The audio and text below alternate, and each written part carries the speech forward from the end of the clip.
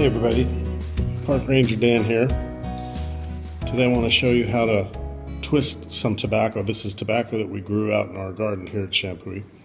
And we're going to make a tobacco twist, or also known as a carrot. And these were leaves of tobacco laid out, rolled up and twisted again to make it into what we call a carrot. And these were used for transportation of the tobacco in its trade. So you might get 15 pounds of these, or 10 or 20 of these little guys, and each one of these might be worth an amount in trade or barter. So I start by laying out my biggest leaf that I've got, and then I start adding other leaves to it. Now these leaves are fairly supple. They've been curing out in the barn, and I harvested them back in September. So I take the leaves and I open them up, and with our weather, the moisture in the weather, the leaves stay very pliable for right now. But as soon as I leave them out in this room for more than, it's a little bit too big, more than an hour, they're going to become very, very dry and very brittle. Some of these that we had yesterday, as you can see, it doesn't take long and they dry right up. So I'm trying to get most of the leaves together while they're still soft and pliable. So I want to put together about 5 to 10 leaves, one over the top of the other. Lay them out flat, and then we're going to twist them.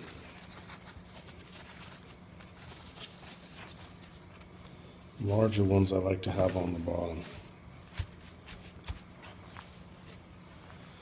Some of the smaller ones are absolutely excellent for twisting the final ties at the end. Now each fur trapper would have his share of tobacco that he bartered from the fort at Fort Vancouver and traded. So what I do is I start by twisting at the end the sides of the leaves. I want to make it nice and tight. Twisting it towards you. Just like making a cigar. Just like we're in Havana.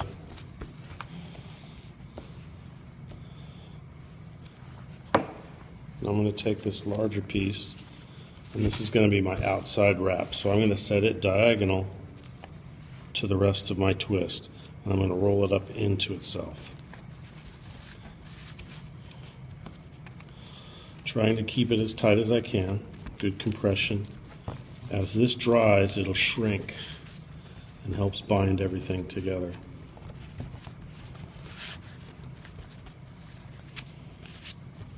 You'll note that the center spine is still very supple because of the moisture content.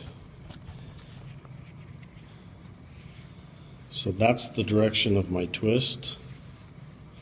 I want it fairly tight, and then I'm going to bend it here in the middle like this and continue that twist in that direction.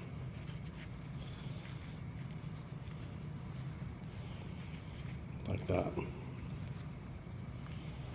One last thing I'll do is take one of these smaller ones, wrap it in that same direction at the base, pull it tight, that wraps upon itself, and that helps hold the two ends together.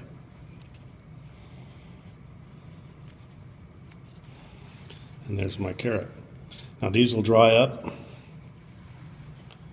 and be fairly stout, various sizes and shapes.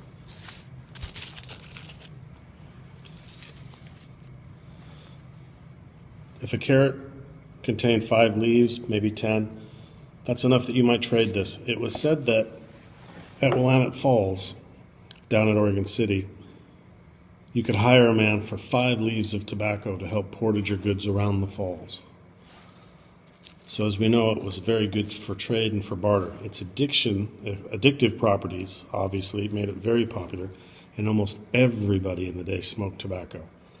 It was said on many occasions that a man enjoyed sitting back at the end of a hard day, enjoying a bowl of tobacco. It relaxed him. Well, it relaxed him because his nicotine levels had dropped, and he was very irritable. If you've ever quit, you know what that's like. Very popular in trade, very handy. The Hudson Bay Company grew tobacco at every one of their facilities at every fort. It was said that tobacco was a natural repellent of bugs, and today's pesticides, a lot of them are made from nicotine from tobacco. They say that the Hudson Bay Company would take a leaf of tobacco, probably one of these larger ones, and lay it down in the fur bundles and then close them up. And that would help keep the bugs out of the fur bundles from eating through the hides. So our lesson for today, how to make a carrot, and also if you chew tobacco, you won't have worms. That's it for us for today. If you get a chance, check on back with us. We'll have more live demonstrations of crafts and trades of the fur trade. Thanks for joining me. Bye.